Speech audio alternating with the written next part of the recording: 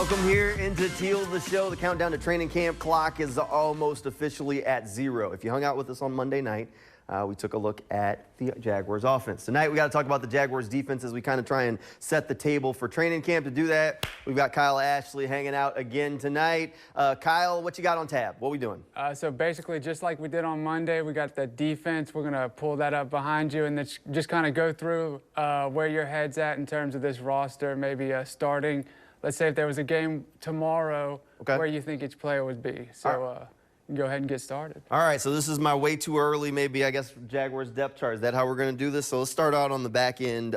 Free safety. I think when we get to day one, give me Caleb Ransaw. I think the rookie ends up winning the starting job there when it's all said and done.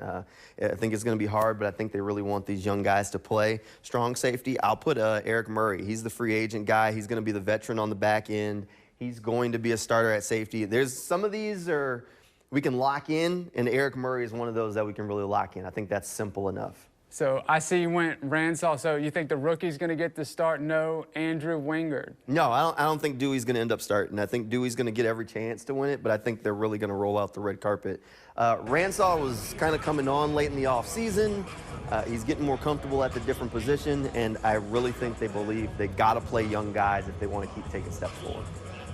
So let's move to linebacker. This one is that you can just lock it in. Foye Oluokun, we know who he is, and then Devin Lloyd, last year the deal, but we're going to lock him in as a starter too. That's about as simple as it gets. Yeah, no, I mean, they did draft Jack Kaiser. I guess he can kind of be in there as more of a rotational guy. Foye and Lloyd are definitely kind of the go-to, so we'll see. Give me Kaiser on a redshirt year, maybe a little bit on special teams, maybe late in the season. But week one, Devin Lloyd's going to be your guy. But also, you know, Ventrell Miller, he played well last year. I definitely feel like you got to find a way to get him on the field. Maybe a little bit. Maybe if they have a 3-linebacker set. But if they're doing 2 like you kind of have it laid out here, it's going to be Foye and Devin. I think we can lock that in. We go out to corner. We got to do 3 corners. On one side, maybe, again, here's where be our conversation piece. Give me a Travis Hunter on this side. I think Travis is going to play a lot both ways, so I'm going to lock him in as a starter at corner. On this side, Jordan Lewis to me in the slot. Jordan, he was a fantastic slot corner for the Cowboys last year. He's going to play a little bit outside, but I think he's going to play a lot in the nickel spot. And then Tyson Campbell's the obvious one, so then there are your 3 cornerbacks for the Jaguars defense. You said the corners was where we got spicy. This is spicy. A little bit. I do like this, but I will say no Jarian Jones. I think if I was trying to get Jarian on the screen, I'd put him as a slash with Travis Hunter. I think if Travis isn't on the field, Jarian's your next corner up. But I mean, I feel like Buster Brown to me has turned into Trey Herndon. Forgot about Buster. Trey Herndon was a guy that every year we were having the conversation, is he going to be replaced? Where is he going? And he was like a one-man cold because he just kept coming back. So I think Buster Brown's going to have something to say about being that slash, but right now I'd put Jarian Jones right there. If Travis Hunter's not on the field, if I was putting another corner there, I'd put Jarian. But Buster Brown is also a guy that we can't forget about. Yeah, the coaches love Buster Brown. He played pretty well last year. I mean, he liked to come up and hit, too, so I did like that about him. Also, no Darnell Savage. No, I think the safety room on the back end is going to be a tough one. Now, I know they did bring him in to be a nickel, but that was a different coaching staff. There are going to be some tough conversations at safety. Savage is one of them. Dewey Wingard is another one of them. I think Antonio Johnson, who started a bunch of games, is kind of turned into kind of a bubble player this year. So I think on that back end at safety, there's going to be a real tough cut. Remember, they drafted 2 guys. So when you bring in 2 fresh guys, it might mean somebody that's been here a while. Actually, they brought in 3 new safeties, so somebody that's been here a while might have to go. But it does mean depth, and we do like depth, especially on the defense. Yeah, depth is good. Depth is good. It's kind of a step in the right direction. They've built up the back end. To borrow a phrase from James Gladstone, they've raised the floor. Raise the floor. All right, we'll take a quick break here on Teal the Show. We'll come back. We'll take a look at this defensive line and then kind of wrap up the defense as a whole. We still got plenty more on Teal the Show coming up right after this quick break. There's a different feel to it. You know, it's like the calm before the storm. I'm super excited. I know everyone else is. You know, so I can't wait to get started, man. I know we're going to do great things. There it is. You heard it from Tyson Campbell. Calm before the storm. Well, the storm is definitely almost here. The excitement's there. That was Tyson Campbell talking to us. We caught up with him at his speed and skills camp. Rain was a little bit of an issue there, but he still spent a ton of time with a lot of local kids here, just playing with them out in the field, giving them some pizza and wings, and just showing them that he cares. Job well done there by Tyson Campbell. Always love to see those events. All right, Kyle, let's pick up where we left off, right?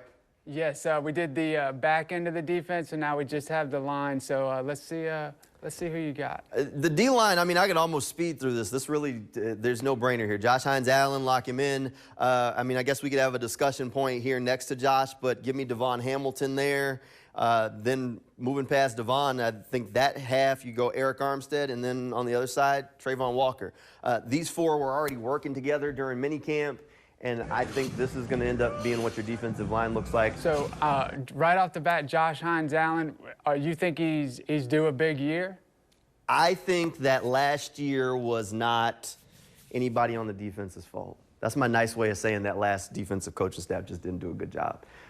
They asked these guys, especially the defensive line guys, to do stuff that didn't make sense. They wanted them to be, I guess, stronger at the point of attack. They asked them to put on weight thinking it would help them for a playoff run. But when you got a guy like Josh Hines-Allen who was coming off a career season, I mean, why? You don't do anything different. When it worked, you keep doing it, right? That's the definition of it. You build off of that. Instead, they asked him to gain weight and be a guy that he wasn't. Now he's back to his playing weight. I think Josh Hines-Allen is going to have a career year. He's going to set the franchise sack record this year. That will happen. He's too close to it. I mean, barring something wild, he is going to be the franchise leader in sacks before the end of the season, maybe like a week or two into the season. Yeah, no, I'm excited about that. I think, just like you said, that record is basically his. He just has to play through the season and do what he does. One of the other questions I had, so Eric Armstead moving inside, that's different than what he did last year. This is kind of more of his normal position. You think he'll do better there?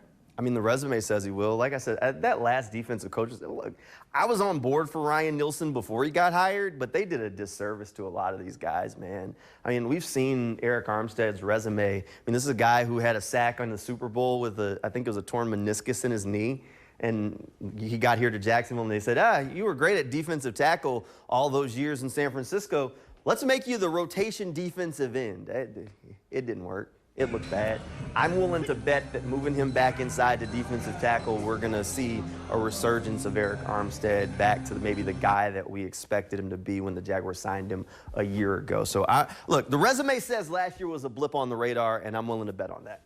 Hey, I like that. Also, you know, you mentioned Ryan Nielsen. I was a fan of Ryan Nielsen, but I love Coach Camp. He seems like a guy who's going to bring it. Intensity in game and practice. I like that. Yep. One other thing about this defense, real quick, we talked kind of last block about the corners. Travis Hunter, how much do you think he's going to actually play, let's say, like percentage-wise? I think he's going to play a lot. I mean, I think one of my splashy, I guess, takes for this season is that I think he ends up winning Offensive and Defensive Rookie of the Year.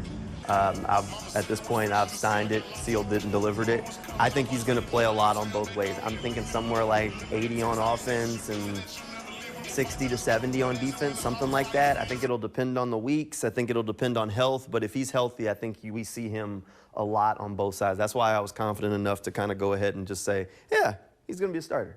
Yeah, no, James Gladstone makes it seem like he wants to see him all over the field. I know we want to see him all over the field, so that's definitely exciting to look forward to, and this defense will look different than last year for sure. Yeah, you put your best players on the field. It's that simple. Josh Hines-Allen got on the Rich Eisen show and said that, and that's what they're doing. If Travis Hunter was good enough that you traded up to 2, you believe in him like that, then you believe in this guy. You put him on the field and let your playmakers go out there and make plays. I mean, we've talked about this Jaguars team, and maybe they have a lot of good players, but how many, I guess some people call them blue chips, but we'll just, for the sake of conversation, call them great players. How many great players do you have?